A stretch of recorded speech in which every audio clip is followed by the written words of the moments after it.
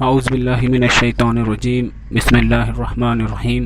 عزیز دوستوں، السلام علیکم ورحمۃ اللہ وبرکاتہ۔ 30 روزہ آن لائن سیرت کوئز پروگرام سیزن 4 کے 7ویں سیشن میں آپ تمام کا استقبال ہے۔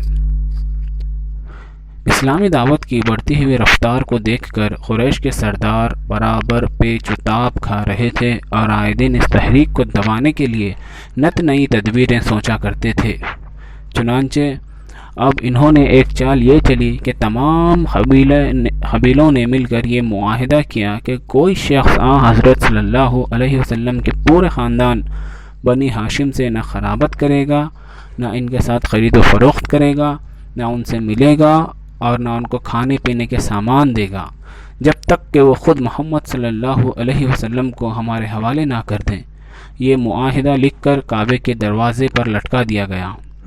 اب بنی ہاشم کے لیے دو ہی راستے تھے، یا تو حضرت صلی اللہ علیہ وسلم کو کفار کے حوالے کر دیں، یا پھر اس معاشی اور معاشرتی بائیکاٹ کی وجہ سے جو مصیبتیں آئیں گی انہیں جھیلنے کے لیے تیار ہو جائیں۔ چنانچہ ابو طالب مجبور ہو کر تمام خاندان بنی ہاشم کے ساتھ پہاڑ کے ایک درے جو شیب ابی طالب کے نام سے جانا جاتا ہے میں مقیم ہو گئے۔ اس درے میں ان لوگوں نے حضرت صلی اللہ علیہ وسلم کے ساتھ 3 سال تک بڑی سخت زندگی بسر کی۔ یہاں یہ لوگ بسا اوقات پیڑوں کے پتے کھا کھا کر وقت گزارتے تھے۔ انتہا یہ کہ لوگ بھوک کی شدت سے سوکھا ہوا چمڑا تک ابال کر کھا گئے۔ بچے جب بھوک سے بلکتے تھے تو قریش کے سخت دل ظالم سن کر خوش ہوتے تھے۔ کبھی کسی رحم دل کو ترس آ جاتا تو چھپ چھپا کر کچھ کھانے کو بھیج دیتا۔ جب مسلسل 3 سال تک بنی ہاشم نے استقامت کا ثبوت دیا تو پھر آخرکار ظالموں کے دل ہی میں اللہ نے رحم پیدا فرمایا اور خود انہی کی طرف سے معاہدے کو توڑنے کی تحریک شروع ہوئی۔ دعوت کی رفتار۔ جیسا کہ پہلے کہا جا چکا ہے کہ مکی دور کی جدوجہد کی تفصیلات تاریخ کی کتابوں میں بہت کم ملتی ہیں۔ چنانچہ اس بائیکاٹ کے درمیانی مدت میں اس تحریک کا کام کس طرح ہوتا رہا اور اس کے کیا اثرات ہوتے رہے، اس بارے میں کچھ بھی تفصیلات نہیں ملتی۔ البتہ نزول قرآن برابر ہوتا رہا اور اس دور میں جو صورتیں نازل ہوئیں ان کے مضامین اور ہدایت تعلیمات کو سامنے رکھتے ہوئے یہ اندازہ ہو سکتا ہے کہ تحریک کو اس زمانے میں کن کن حالات سے دوچار ہونا پڑا۔ اس طویل اور شدید کشمکش کے دور میں اللہ تعالیٰ نے جو خطبے نازل کیے وہ انتہائی پرجوش اور پرتاثیر ہیں۔ ان میں اہل ایمان کو ان کے فرائض بتائے گئے اور ان پر کاربند رہنے کی ہدایت کی گئی۔ ان کے شخصی کردار کو اونچے سے اونچے معیار پر لے جانے کی صورتیں بتائی گئی۔ تقوی کی مشق کرنے اور اس صفت کو زیادہ سے زیادہ بڑھانے پر انتہائی زور دیا گیا۔ اخلاق کی بلندی اور عادات کی تربیت دی گئی۔ دین حق کی تبلیغ کے طریقے بتائے گئے۔ سخت اور ناگوار حالات میں صبر پر قائم رہنے کی بار بار تاکید کی گئی۔ کامیابی کے وعدے اور جنت کی خوشخبریاں دے کر ان کی ہمت بندھائی گئی۔ دین کی کٹھن راہ میں ثابت قدم رہنے اور ہمت کے ساتھ اللہ کی راہ میں مسلسل جدوجہد کرنے پر ابھارا گیا اور ان کے اندر جان نثاری اور قربانی کا ایسا جوش پیدا کیا گیا کہ وہ ہر مصیبت کو جھیلنے اور ہر سختی کو برداشت کرنے کے قابل ہو گئے۔ دوسری طرف مخالفین اور اللہ کے دین سے منہ موڑنے والوں کو ان کے برے انجام سے برابر ڈرایا جا رہا تھا۔ مخالفین اور منکرین جو اعتراضات کرتے تھے ان کے معقول جوابات دیے گئے۔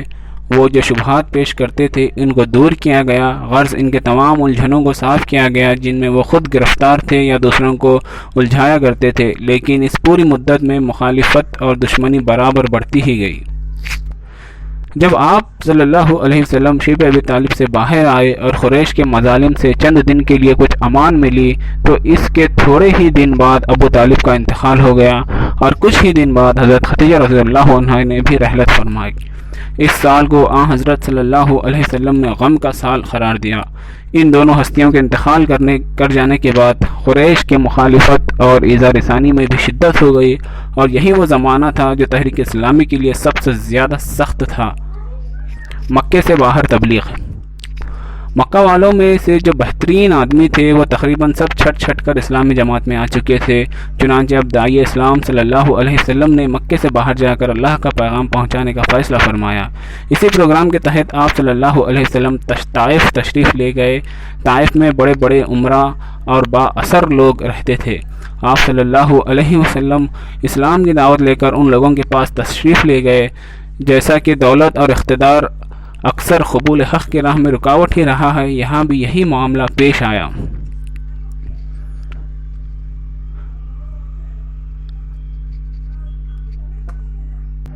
طائف کے سرداروں اور بڑی ہستیوں نے آپ صلی اللہ علیہ وسلم کی بات کو اڑا دیا، اور اتنا ہی نہیں بلکہ شہر کے غنڈوں اور بدمعاشوں کو ابھار دیا، جنہوں نے سر بازار آپ صلی اللہ علیہ وسلم کا مذاق اڑایا اور پتھر مارے۔ اس موقع پر آپ صلی اللہ علیہ وسلم اتنے زخمی ہو گئے کہ جسم مبارک سے جو خون بہا تو جوتوں میں بھر گیا، مگر ظالم برابر پتھر مارتے رہے، یہاں تک کہ آپ صلی اللہ علیہ وسلم نے ایک باغ میں جا کر پناہ لی۔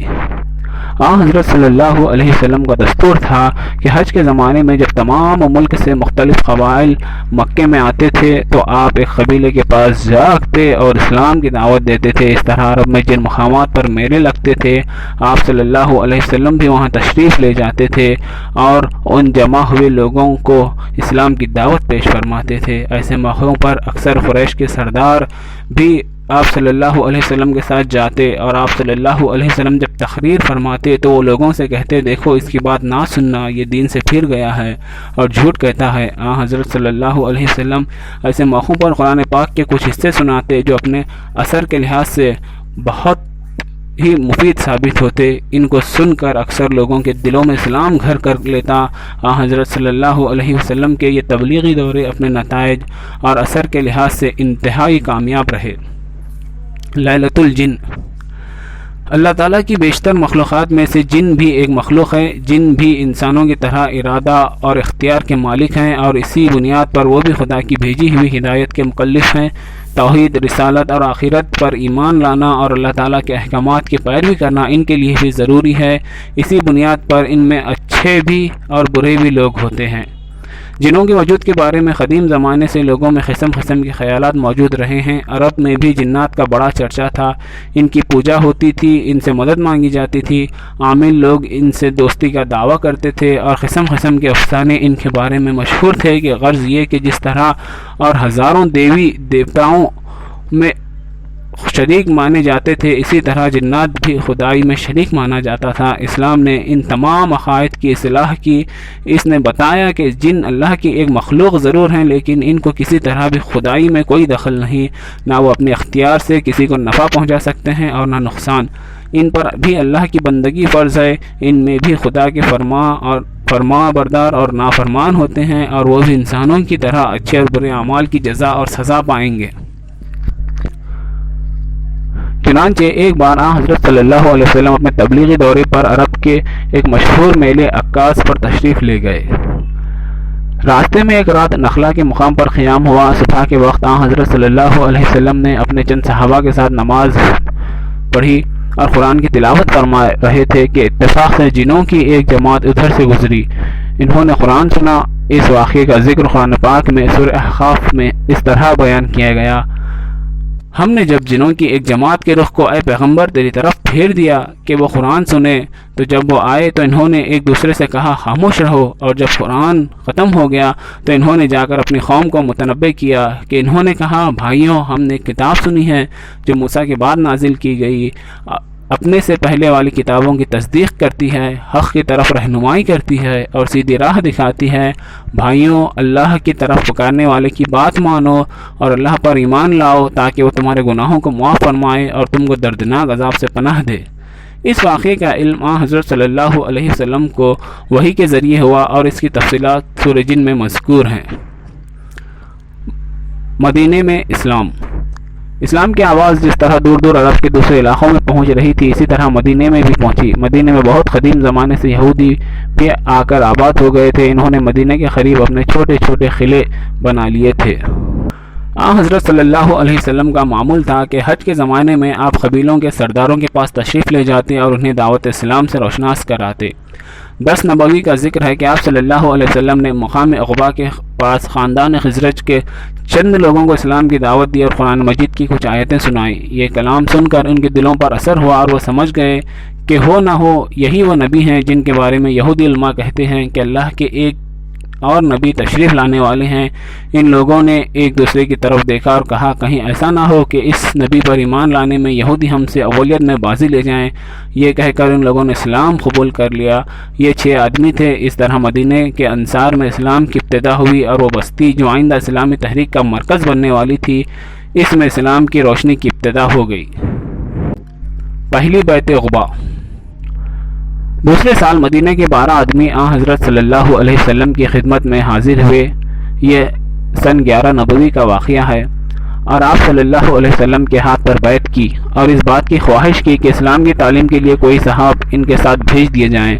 چنانچہ حضرت مصعب بن عمیر رضی اللہ تعالیٰ عنہ کو ان کے ساتھ مدینہ بھیج دیا گیا۔ یہ مدینہ میں ایک ایک گھر کا دورہ کرتے، لوگوں کو قرآن مجید پڑھ کر سناتے، اسلام کی دعوت دیتے، اور اس طرح روزانہ 1-2 آدمی اسلام قبول کر لیتے۔ رفتہ رفتہ اسلام مدینہ سے باہر بھی پھیلنے لگا۔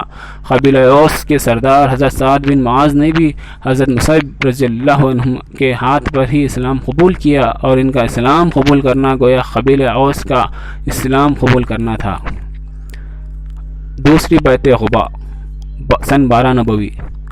اگلے سال 72 آدمی حج کے زمانے میں آئے اور اپنے ساتھیوں سے چھپ کر عقبہ کے مقام پر آن حضرت صلی اللہ علیہ وسلم کے ہاتھ پر اسلام قبول کیا، اور ہر قسم کے نرم اور گرم حالات میں اسلامی تحریک کا ساتھ دینے کا عہد کیا۔ آن حضرت صلی اللہ علیہ وسلم نے اس گروہ میں سے 12 اشخاص منتخب فرما کر انہیں سردار مقرر کیا۔ آن حضرت صلی اللہ علیہ وسلم نے ان لوگوں سے جن باتوں کا اقرار لیا وہ یہ تھی: نمبر 1، سوائے ایک خدا کے کسی دوسرے کی بندگی نہیں کریں گے۔ نمبر 2، چوری نہیں کریں گے۔ نمبر 3، زنا نہیں کریں گے۔ نمبر 4، اپنی اولاد کو قتل نہیں کریں گے۔ نمبر 5، کسی پر جھوٹی تہمت نہیں لگائیں گے، نہ کسی کی غیبت کریں گے۔ نمبر 6، رسول اللہ صلی اللہ علیہ وسلم ان کو جس اچھی بات کا حکم دیں گے وہ اس سے منہ نہیں موڑیں گے۔ بیعت کے بعد حضرت صلی اللہ علیہ وسلم نے فرمایا اگر تم ان شرائط کو پورا کرو گے تو تمہارے لیے جنت کی خوشخبری ہے، نہیں تو تمہارا معاملہ خدا کے ہاتھ ہے، چاہے تم کو معاف فرما دے اور چاہے تم کو عذاب دے۔ جب یہ لوگ بیعت کر رہے تھے تو سعد بن زرارہ نے کھڑے ہو کر کہا، بھائیو، یہ بھی جانتے ہو کہ تم کس بات پر بیعت کر رہے ہو؟ سمجھ لو یہ عرب اور عجم کے خلاف اعلان جنگ ہے۔ سب نے کہا، ہاں، ہم یہ سب کچھ سمجھ کر بیعت کر رہے ہیں۔ اہل وفد میں سے کچھ اور لوگوں نے بھی اس قسم کی پرجوش تقریریں کی، اور اسی موقع پر مدینہ کے ان 9 مسلموں اور حضرت صلی اللہ علیہ وسلم میں یہ قول قرار ہوا کہ حضرت صلی اللہ علیہ وسلم کسی وقت مدینہ تشریف لے آئیں تو مدینہ کے لوگ ہر عنوان مرتے دم تک ان کا ساتھ دیں گے۔ اسی موقع پر حضرت براہ رضی اللہ عنہ نے کہا کہ ہم لوگ تلواروں کی گود میں پلے ہیں۔